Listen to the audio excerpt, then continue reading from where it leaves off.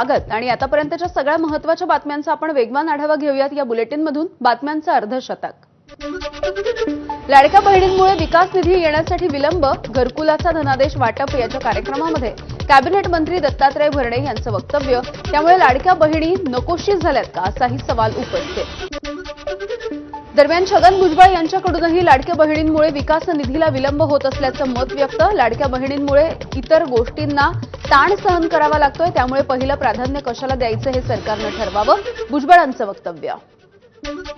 नाशिक जिल्हा बँकेच्या संदर्भात छगन भुजबळ यांचा गैरसमज, राजकीय नेत्यांनी बँक अडचणीत आणली नाही, कृषी मंत्री माणिकराव कोकाटे यांची प्रतिक्रिया।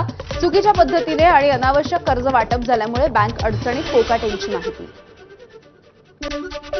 छगन भुजबळ कोकाटेंच्या वक्तव्यावरती प्रतिक्रिया देताना संतापले। आपला गैरसमज झालाय तर तो त्यांनी दूर करावा। नाशिक जिल्हा बँक कोणी बुडवली त्यांना माहित असेल तर त्यांनी सांगावं, भुजबळांचा उपरोध उठवला। सरकार विरोधामध्ये याचिका करणारे लोक असायला हवेत, त्यामुळे राजकीय लोकांना शिस्त लागते, नितीन गडकरी यांचं विधान। न्यायालयामधल्या आदेशामुळे जे काम होऊ शकतं ते सरकारमधले मंत्री सुद्धा करू शकत नाहीत, गडकरींचं वक्तव्य। नागपूरमध्ये 9 जुलैला झालेल्या मुसळधार पावसाच्या नंतर उद्भवलेल्या परिस्थितीच्या संदर्भात मंत्री नितीन गडकरी यांनी अधिकाऱ्यांना चांगलंच धारेवर धरलं। नालेसफाईच्या नावाखाली केवळ देखावा केला का, गडकरींनी अधिकाऱ्यांना जाब विचारला। उज्ज्वल निकम यांची राज्यसभेचे खासदार म्हणून निवड झाली आहे। राष्ट्रपतींच्या कोट्यामधून नामनिर्देशित सदस्य म्हणून नियुक्ती। लोकसभा निवडणुकीमध्ये हरले पण राज्यसभेच्या माध्यमातून खासदार। उज्ज्वल निकम यांच्यासह चौघांची राज्यसभेचे खासदार म्हणून निवड झाल्याची गृह मंत्रालयाची माहिती। सदानंद मास्टर, हर्षवर्धन श्रृंगला, मीनाक्षी जैन यांची निवड।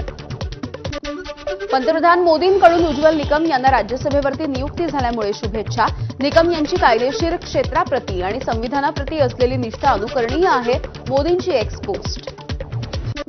राज आणि उद्धव ठाकरे यांनी एकत्र यावं हे लोकांच्या मनात आहे, संजय राऊत यांचं वक्तव्य। तर उद्धव ठाकरेही म्हणाले लोकांच्या मनामध्ये आहे तेच होईल, राऊतांची माहिती। मुंबई विकायला निघालेल्यांनी आम्हाला शिकवू नये, संजय राऊत यांचा सरकारवर निशाणा। उद्धव ठाकरे यांनी अदानींच्या धारावी प्रकल्पाला स्थगिती दिली असती, राऊतांचं वक्तव्य। संजय राऊत यांच्याकडून मुंबादेवीचा नाही मुंबई शहराचा आणि इथे राहणाऱ्या प्रत्येक मराठी माणसाचा अवमान, राऊतांनी माफी मागावी, भाजपचे नेते राम कदम यांची मागणी। 2 ठाकरेंची युती होणं गरजेचं आहे तरच महाराष्ट्राला दिशा मिळेल, दैनिक सामनाच्या रोखठोकमधून संजय राऊत यांचं विश्लेषण। दिल्ली महाराष्ट्राचे सत्ताधारी युती घडू देणार नाहीत म्हणून प्रयत्न करतील, सामनातून निशाणा। ठाकरेंच्या युतीची सर्वाधिक भीती एकनाथ शिंदेंना, सामनामधून टीकास्त्र। मुख्यमंत्री करा, ठाकरेंची युती रोखतो अशी शिंदेंची अमित शहांना हमी, सामनामधून दावा। शिंदेंच्या सेनेचे शिरसाट आणि सामंत म्हणतात, अमित शहा आणि शिंदे राज आणि उद्धव ठाकरेंना एकत्र येऊ देणार नाहीत, दैनिक सामनामधून दावा।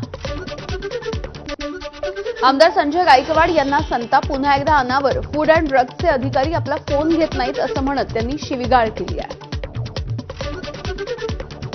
लोकांच्या जीवाशी खेळणाऱ्यांना समजणारी भाषाच वापरणार, संजय गायकवाड यांचं स्पष्टीकरण। बुलडाण्यामधल्या पैनगंगा आश्रमशाळेमधील 19 विद्यार्थिनींना विषबाधेच्या प्रकरणी गायकवाड आक्रमक झाले। पुण्यामध्ये अजित पवार यांच्या राष्ट्रवादीची बैठक, पुणे महानगरपालिका निवडणुकीच्या पार्श्वभूमीवरती या बैठकीचं आयोजन। अजित पवार यांचं सर्व पदाधिकाऱ्यांना मार्गदर्शन।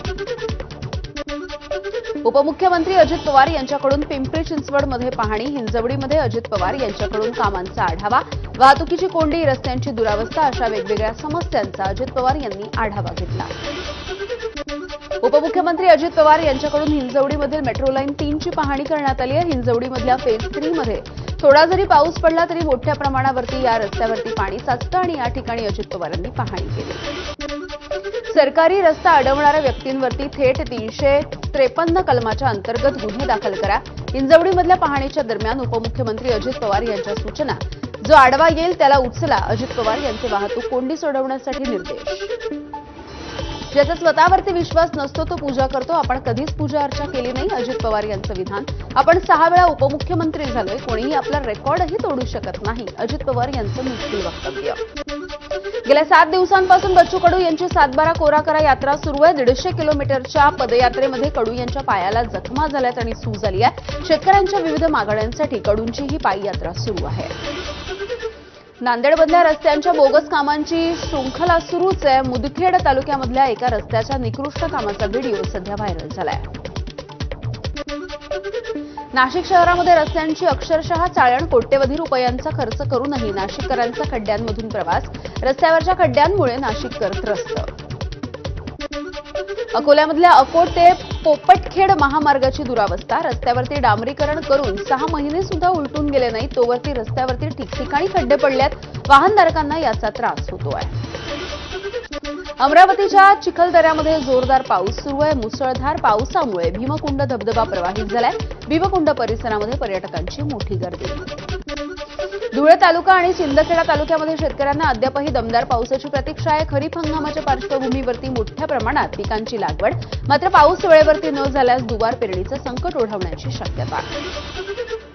मुंबईला पाणी पुरवठा करणाऱ्या 7ही तलाव क्षेत्रामध्ये दमदार पाऊस. पावसामुळे समाधानकारक जलसाठा जमा झालाय.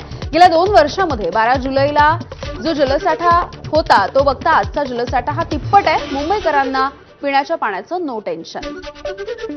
ठाण्यामध्ये सुद्धा पावसानं आता हजेरी लावलेली आहे. रस्ते वाहतूक सध्या तरी सुरळीत आहे. ठाण्यामध्ये सध्या संततधार पावसाची रिपरिप सुरू आहे. ठाण्यामध्येच डंपरने दुचाकीला धडक दिली. या अपघातामध्ये एका पोलीस कर्मचाऱ्याचा मृत्यू. या प्रकरणी राबोडी पोलिसांनी गुन्हा दाखल करून डंपर चालकाला केली अटक.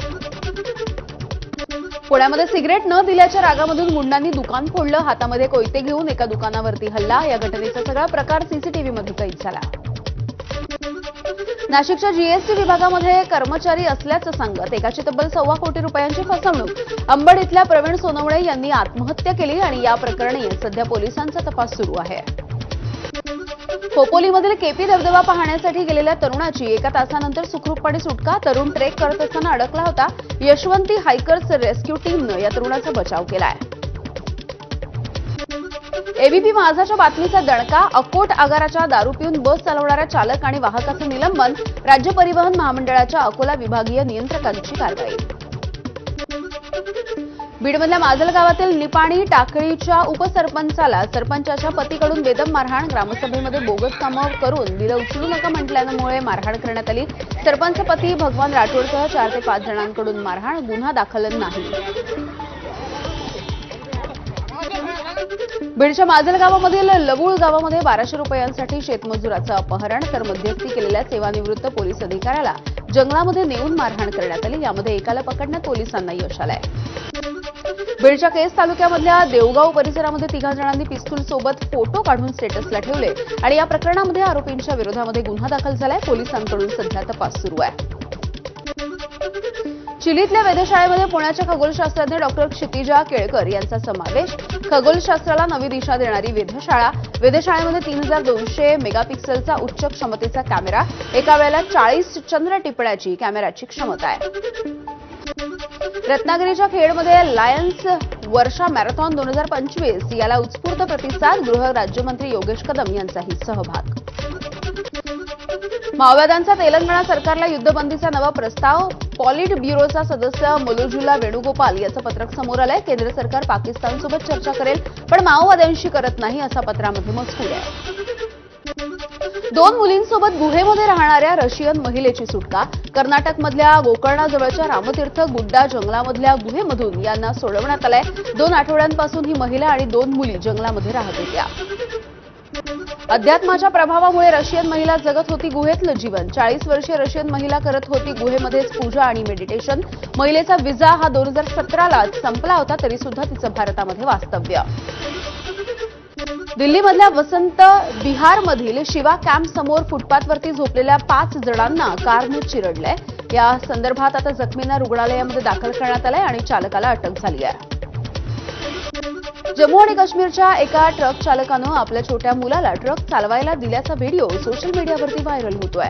पोलिसांनी या संदर्भात गुन्हा दाखल करून कारवाई केली पाहिजे अशी मागणी नेटकर यांनी केली आहे.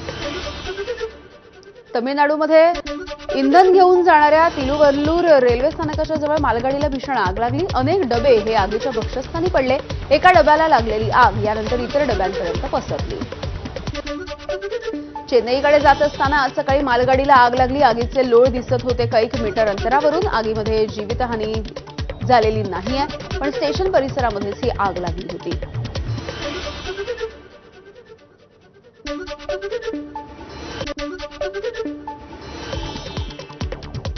मादी जिराफानं आपल्या पिल्लाला पाठीवरती घेऊन तरसांच्या हल्ल्यामधून वाचवल्याचा व्हिडिओ व्हायरल होतोय. 5 तरसांची टोळी जिराफाच्या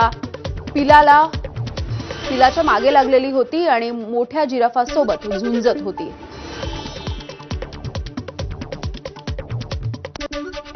अमेरिकेचे राष्ट्राध्यक्ष डोनाल्ड ट्रम्प यांच्याकडून युरोपियन युनियन आणि मेक्सिकोवरती 30% कर लादण्याची घोषणा. 1 ऑगस्टपासून कर आकारला जाणार आहे. आज रंगणार विम्बल्डनच्या पुरुष एकेरी गटामधला